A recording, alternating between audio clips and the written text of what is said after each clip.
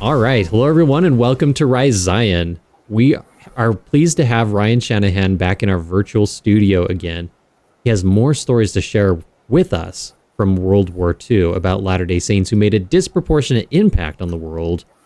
And it's such a very fascinating theme, Ryan. You wrote this entire book called The Saints Who Made America. Is that correct? The Saints Who Built America. The Saints Who Built America. Sorry. And it's really just a fascinating look into how the Church of Jesus Christ of Latter-day Saints have had a disproportionate impact in creating world history. And it truly is fascinating. And, you know, as we look at these prophecies that have to do with war, we look at these prophecies that have to do with the end of times. We're supposed to see these things coming about.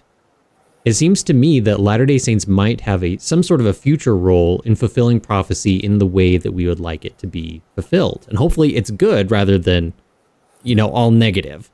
But yeah, you have some stories to share with us today, Ryan, from back in the past, and maybe we can apply this to the future. And I love that concept because the last story that you told us was about, can you remind me of his name again? Sorry.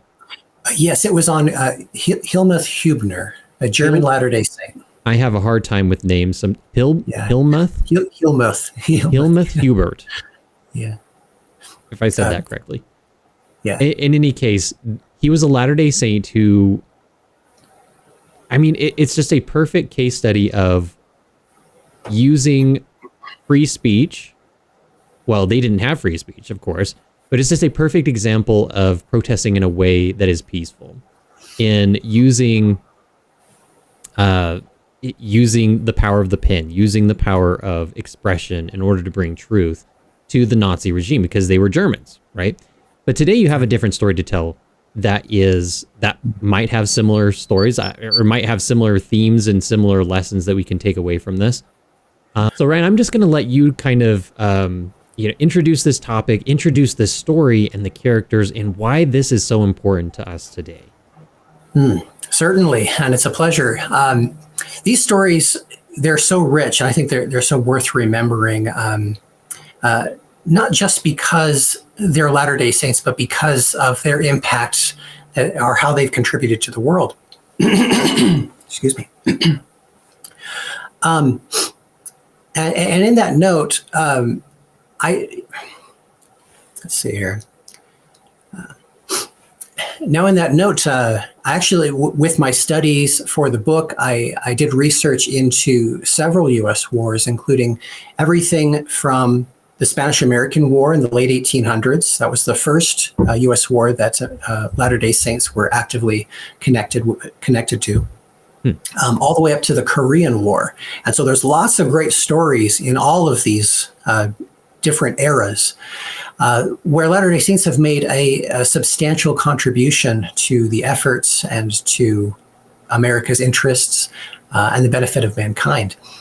And this is just one of those stories. So we're going to talk about Captain Mervyn S. Bennion.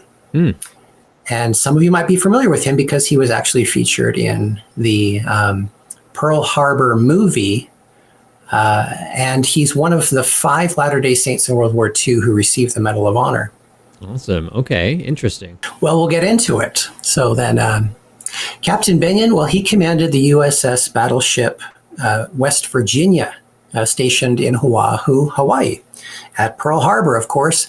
In a biographical sketch, Mervyn Sharp Bennion, one of the Lord's noblemen, as he was called, Howard Bennion details the final hours of Captain Bennion's life. So this was from a biography put together by Captain Bennion's brother, Howard. Oh, I see. He goes on to detail, a few minutes before 8 a.m., Mervyn was in his cabin shaving, preparing to leave the ship to go to Sunday school and fast and testimony meeting in Honolulu, when a sailor on watch from the bridge nearby dashed in to report a Japanese air attack approached at hand. Howard went on to explain, quote, Mervyn instantly gave the command, go to your battle stations. Then he ran to his own, the conning tower on the flag bridge. In a minute, Japanese torpedo planes flew in close from the outside, letting go 3 torpedoes that struck the West Virginia in rapid succession, tearing a great hole in the exposed side. Almost simultaneously, Japanese bombers flew overhead, barely clearing the masts, and hit the West Virginia once in the region already damaged by the aerial torpedoes, and once a deadly blow in the magazine. Fortunately, that bomb did not explode. Otherwise, the ship would have been blown up, as was the Arizona, immediately astern of the West Virginia. So let me just get a clear picture of what happened. So somebody fired into the magazine of the ship? Like, how does that? One of the turrets of the ship, right? So it creates this big explosion, and they have a lot of ammunition down there. So if that bomb had exploded, it would have ignited blown all of the different ammunitions. Oh yeah, that makes sense. Okay. Yeah. So all you World War II history buffs are probably going crazy about this right now. But this is just a direct quote from Captain Bennion's brother's biography that he put out there for his brother. He says, he continues, to survey the damage, Captain Bennion stepped out of the door at the rear of the conning tower. He had scarcely taken 2 steps when he was hit by a splinter bomb, evidently dropped from a high level and exploding on a turret of the battleship Tennessee alongside the West Virginia. This splinter tore off the top of his stomach, and apparently a fragment hit his spine and his left hip. He lost the use of his legs.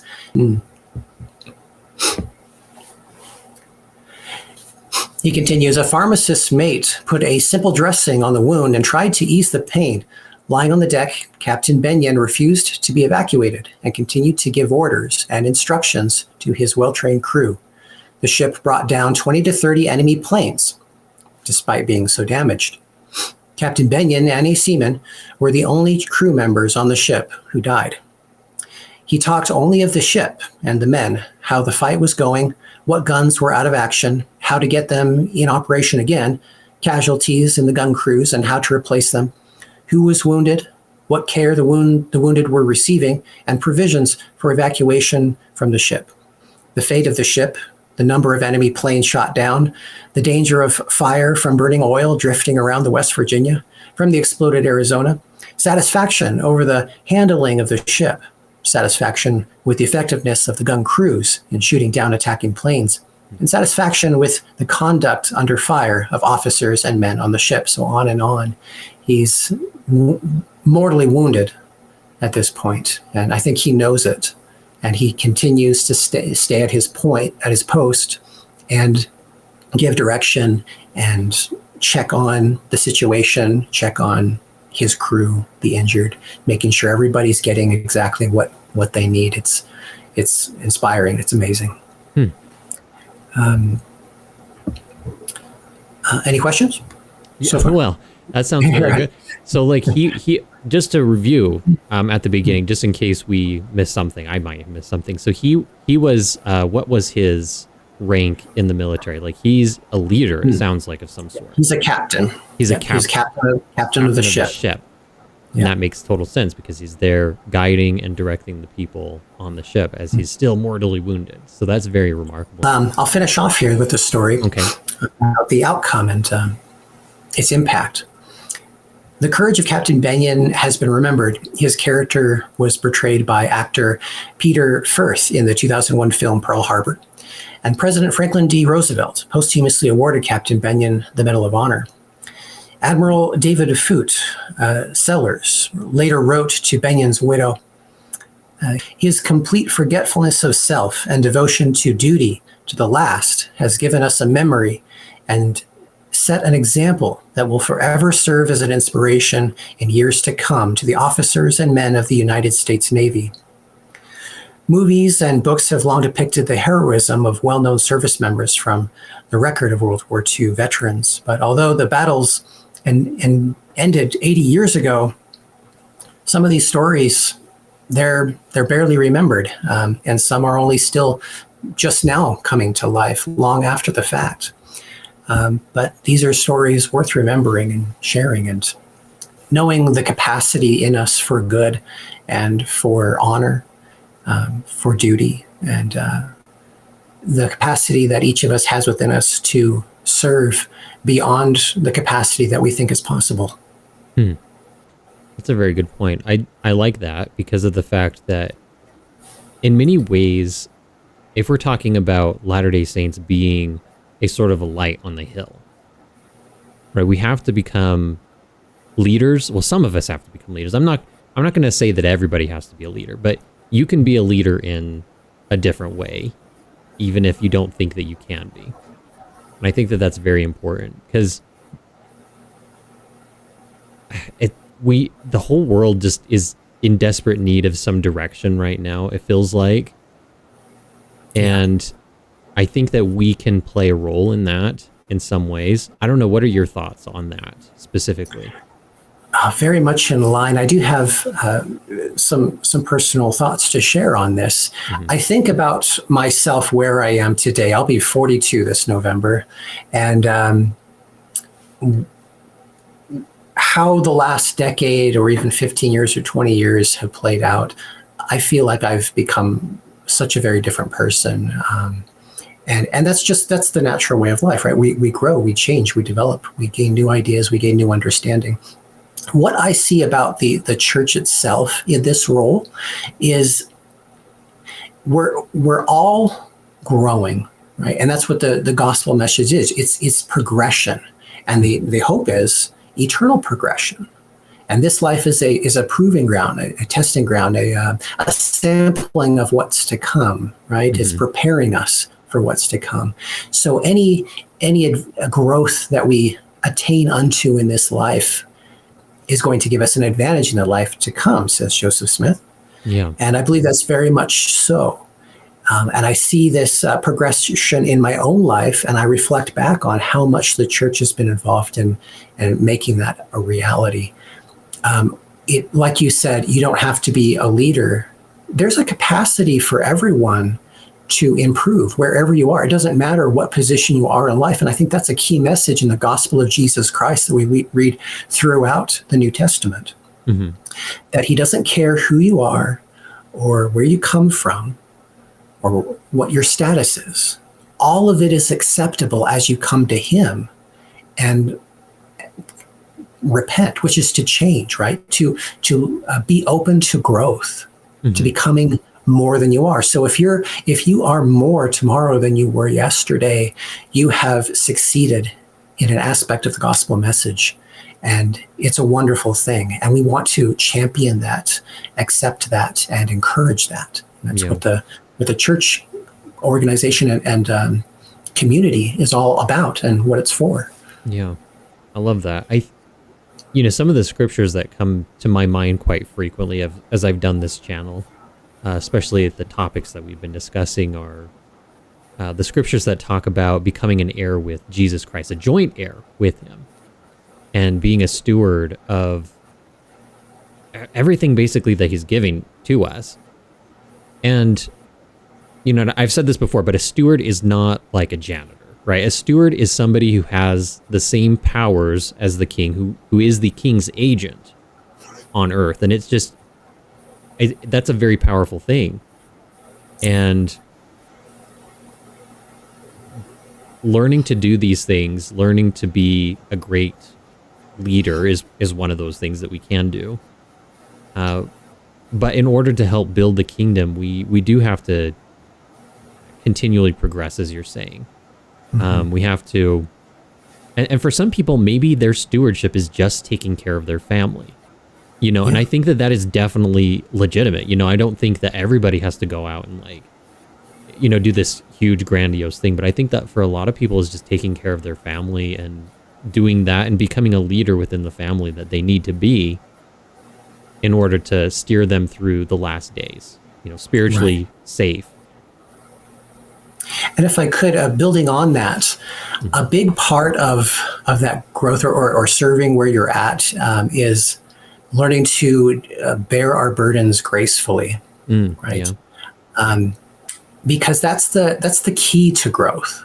as you accept your role, whatever that is, if it's just caring for your family, for example, and you put your heart into that, and you accept that responsibility or whatever burden it may be, and not think badly on it, but feel a sense of honor in it. That itself is honorable, because you're learning to bear whatever it is the cards have been dealt to you are. You're taking them with full purpose of heart. And it actually kind of gets into the next story that I hope to share with you guys one other time. Awesome. There was about a soldier who didn't get the assignment that he wanted, and yet, seeing that there was no option for him to pursue that, he dove in full heart and purpose into the role that he was given, and it impacted thousands of lives as a result. Awesome.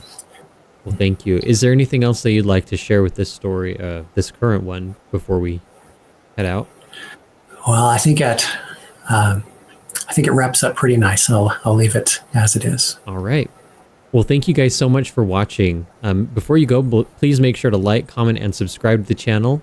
Make sure to consider becoming a member to the channel if you haven't already. And you guys, thank you so much for watching. Make sure to check out Ryan's book, The Saints Who Built America. Make sure to check out his podcast, which is, tell me again, Ryan. Yep. It's all about your faith. All about your faith. That's right. All right. Thank you guys so much for watching. We'll see you next time. Bye. Bye.